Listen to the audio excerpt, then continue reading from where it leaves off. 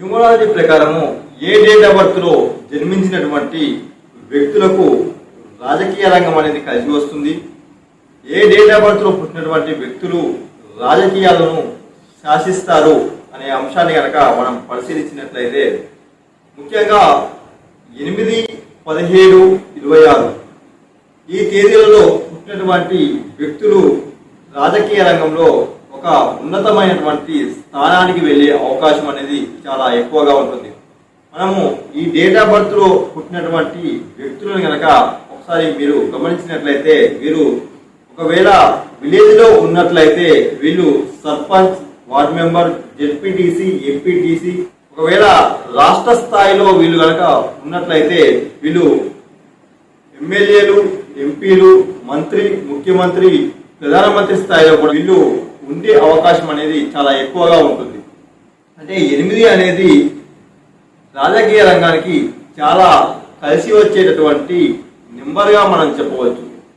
ఈ date of birth లో పుట్టి రాజకీయ రంగంలో ఒక మంచి ఉన్నతమైనటువంటి స్థానంలో ఉన్నటువంటి వ్యక్తులను కనుక మనం పరిశీలించినట్లయితే మనకు తెలంగాణ రాష్ట్రానికి ప్రస్తుతం ముఖ్యమంత్రిగా ఉన్నటువంటి రేవంత్ రెడ్డి గారు 8వ తారీఖు జన్మించడం జరిగింది. అదేవిధంగా తెలంగాణ రాష్ట్రానికి మొదటి ముఖ్యమంత్రిగా ఉన్నటువంటి కేసీఆర్ గారు కూడా 17వ తారీఖే జన్మించడం జరిగింది. అదేవిధంగా ప్రస్తుత భారతదేశ ప్రధానమంత్రిగా ఉన్నటువంటి నరేంద్ర మోడీ గారు కూడా ఈ 17వ తారీఖు జన్మించడం జరిగింది. అంటే ఇక్కడ 8, 17, 26 తేదీల్లో పుట్టినటువంటి వ్యక్తులు ఖచ్చితంగా ఏదో ఒక రకంగా రాజకీయానికి సంబంధం కలిగినటువంటి దాంట్లో ఉండటం అనేది జరుగుతుంది. అంతేకాకుండా మనకు రోజా గారు కావచ్చు, ఎల్కే అద్వానీ కావచ్చు, మన్మోహన్ సింగ్ గారు కావచ్చు, ఇలా చెప్పుకుంటూ పోతే చాలా మంది, దాదాపు ఒక 100 మందిని మీరు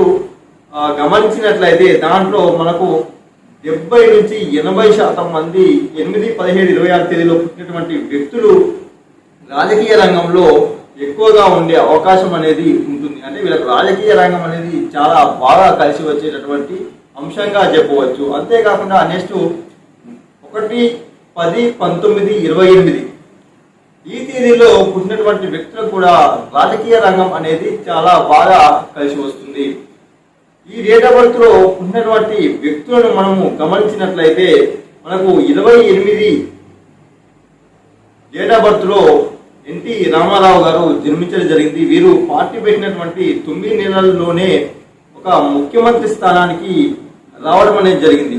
అదేవిధంగా 19వ తారీఖు పుట్టినటువంటి ఇందిరాగాంధీ గారు మహిళా ప్రధానమంత్రిగా రావడం జరిగింది. అంటే ఈ 1, 10, 19 పుట్టినటువంటి వాళ్ళకు కూడా ఏంటంటే రాజకీయ రంగం అనేది చాలా బాగా కలిసి వస్తుంది. అదేవిధంగా మనకు బాలకృష్ణ గారు కావచ్చు, అదేవిధంగా వెంకయ్య నాయుడు గారు కావచ్చు, అంటే ఈ విధంగా చాలా మంది ఏంటంటే 1 కానీ 10, 19, 28 తేదీలలో పుట్టినటువంటి వ్యక్తులకు కూడా ఈ రాజకీయ రంగం అనేది చాలా బాగా కలిసి వచ్చేటటువంటి అంశంగా మనం చెప్పవచ్చు. నెక్స్ట్ ఇంకా ఏ డేట్ ఆఫ్ బర్త్ లో వాళ్ళకు ఈ యొక్క రాజకీయ రంగం బాగా కలిసి వస్తుంది అనే అంశాన్ని పరిశీలించినట్లయితే 2, 11, 20, 29 ఈ డేట్ ఆఫ్ బర్త్ లో పుట్టినటువంటి వ్యక్తులకు కూడా రాజకీయ రంగం అనేది చాలా బాగా కలిసి వస్తుంది. ఈ 2, 11, 20, 29 తేదీల్లో పుట్టి రాజకీయ రంగంలో సక్సెస్ అయినటువంటి వ్యక్తులను కనుక మనం పరిశీలించినట్లయితే మనకు 2వ నెంబర్కి సంబంధించినటువంటి దాంట్లో 20వ తారీఖులో మనకు నారా చంద్రబాబు నాయుడు గారు జన్మించడం జరిగింది. అదేవిధంగా డిప్యూటీ సీఎం గా ఉన్నటువంటి వ్యక్తి పవన్ కళ్యాణ్ గారు కూడా ఈ 2వ నెంబర్కి సంబంధించినటువంటి వ్యక్తిగా మనము చెప్పవచ్చు. అంతేకాకుండా మనకు హరికృష్ణ గారు కావచ్చు, ఇలా చాలా మంది ఈ రాజకీయ రంగంలో మంచి ఉన్నతమైనటువంటి స్థానానికి వెళ్ళినటువంటి వ్యక్తులుగా చెప్పవచ్చు. నెక్స్ట్ 4, 13, 22, 31 ఈ తేదీలో జన్మించినటువంటి వ్యక్తులకు కూడా రాజకీయ రంగం అనేది చాలా బాగా కలిసి వస్తుంది.